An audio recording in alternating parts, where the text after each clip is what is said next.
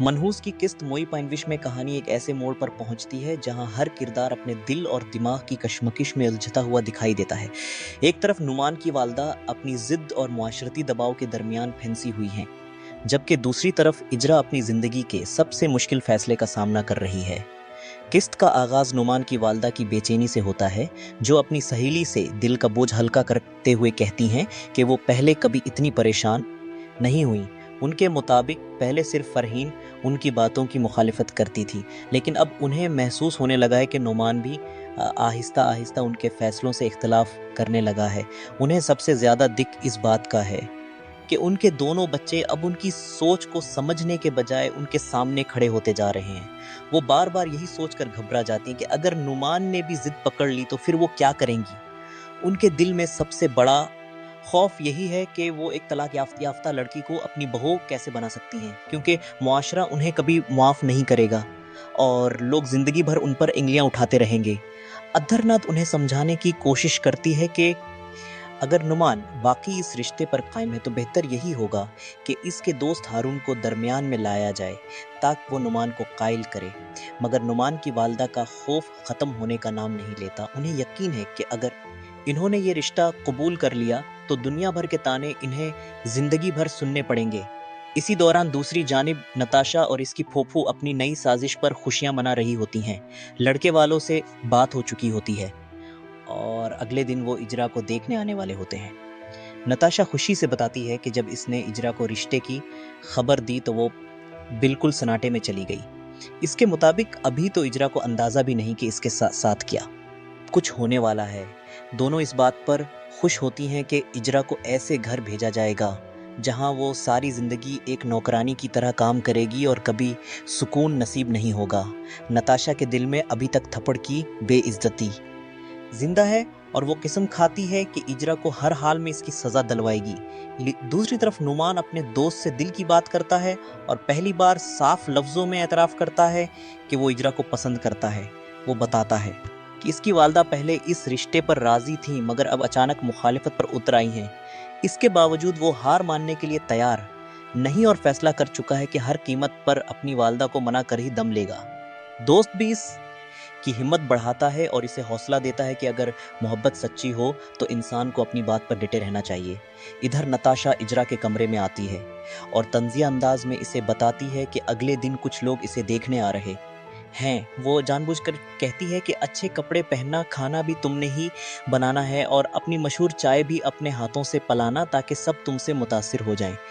इजरा ये सब सुनकर टूट जाती है और कहती है कि इसकी इजाज़त के बगैर कोई इसका रिश्ता कैसे तय कर सकता है।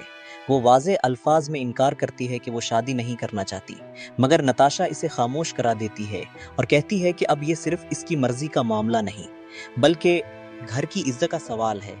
वो यहाँ तक कह देती है कि इजरा की इज्जत इसी में है कि वो इस रिश्ते के लिए हाँ कर दे और हमेशा के लिए इस घर से चली जाए। इजरा एक भरे लहजे में कहती है कि अगर मकसद सिर्फ इसे घर से निकालना है तो वो बगैर शादी के भी चली जाएगी, मगर नताशा उसे यकीन दिलाती है कि अब इसके जाने का सिर्फ एक ही रास्ता है और वो शादी है। इसी दौरान नुमान घर में फरहीन से अपनी परेशानी बयान करता है। वो बताता है कि इनकी वालदा ने नाहिद आंटी से रब्ता कर लिया है ताकि हारून इसे इस रिश्ते से पीछे हटने पर आमादा करे। फरहीन भाई को मशवरा देती है कि अब सिर्फ बातों से काम नहीं चलेगा बल्कि उन्हें अपनी बात पर मजबूती से कायम रहना होगा। वो नोमान को ये भी कहती है कि वो इजरा से राब्ता रखे क्योंकि इसे भी इस रिश्ते पर आमादा करना ज़रूरी है। नोमान अगरचे परेशान होता है मगर आखिरकार फैसला करता है कि वो बहुत हिम्मत नहीं हारेगा। इजरा दूसरी तरफ शदीद ज़हनी दबाव में मुब्तला हो जाती है। वो सोचती है कि शायद अब उसके खालो भी उसका साथ छोड़ चुके हैं।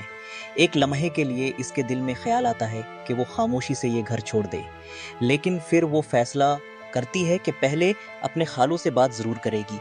आंखों में आंसू लिए वो अल्लाह से दुआ करती है कि इसकी ज़िंदगी क्यों इतनी मुश्किल बनती जा रही है और इसे कोई रास्ता क्यों नज़र नहीं आता।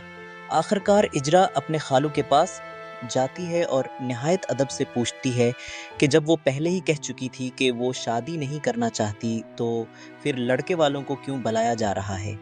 इसके खालो हैरान रह जाते हैं क्योंकि इन्हें इस सारे मामले की पूरी हकीकत का इल्म ही नहीं होता। वो बताते हैं कि उनकी खाला ने उनसे सिर्फ सरसरी बात की थी मगर उन्हें तफसीलात नहीं बताईं। इजरा रोते हुए कहती है कि अगर वो चाहते हैं कि वो ये घर छोड़ दे तो वो खामोशी से चली जाएगी, मगर इस पर ज़बरदस्ती शादी न थोपी जाए। खालू मोहब्बत से इसे दिलासा देते हैं और यकीन दिलाते हैं कि इसकी मर्ज़ी के बगैर कोई फ़ैसला नहीं होगा। वो वादा करते हैं कि पहले अपनी बेवी से पूरी बात करेंगे और फिर इजरा की रजामंदी के मुताबिक ही आगे बढ़ेंगे। ये सुनकर इजरा को कुछ इत्मीनान तो मिलता है, मगर इसके दिल का खौफ अभी भी ख़त्म नहीं होता। दूसरी तरफ घर में नोमान, फरहीन और उनकी वालदा के दरमियान शदीद बहस छिड़ जाती है। फरहीन साफ कहती है कि सिर्फ इसलिए किसी रिश्ते को ठकरा देना कि लड़की तलाक याफ्ता है, सरासर नाइंसाफ़ी और अखलाकियात के खिलाफ है। वालदा गुस्से में आकर उसे डांट देती हैं और इल्ज़ाम लगाती हैं कि वो भाई को भी उनके खिलाफ कर रही है, मगर नुमान पहली बार खुल कर अपनी वालदा के सामने खड़ा हो जाता है और कहता है कि वो इनकी इज्जत ज़रूर करता है, लेकिन इस फैसले से इत्तेफाक नहीं करता। वो इल्तिजा करता है कि सिर्फ एक बार वहीद साहब से बात कर ली जाए, मगर वालदा इनकार कर देती हैं और गुस्से में कहती हैं कि अगर उसे इतना ही शौक है तो खुद जाकर बात कर ले। उधर वहीद जब घर आते हैं तो इन्हें मालूम होता है कि लड़के वालों को अगले दिन बुलाया जा चुका है। वो पहले नाराज़ी जाहिर करते हैं कि इतना बड़ा फैसला इनसे पूछे बगैर क्यों किया गया, मगर उनकी बेवी मुसलसल उन्हें समझाती रहती है कि ये एक बहुत अच्छा और मालदार रिश्ता है और इजरा की ज़िंदगी सुनोर जाएगी। वो उन्हें यकीन दिलाती है कि इजरा की नाराज़ी वक्ती है, अच्छा घर मिलने के बाद वो अपने सारे दुख भूल जाएगी। काफ़ी देर की गुफ्तगू के बाद आखिरकार वहीद नरम पड़ जाते हैं और कह देते हैं कि अगर लोग आ ही रहे हैं तो आने दो, बाकी बात बाद में देखी जाएगी। यही बात सुनकर नताशा और इसकी फूफी खुशी से एक दूसरे को देखती हैं, क्योंकि उन्हें यकीन हो जाता है कि उनकी साजिश कामयाबी के करीब पहुंच चुकी है, जबकि इजरा आने वाले कल के खौफ में एक बार फिर टूट कर रह जाती है।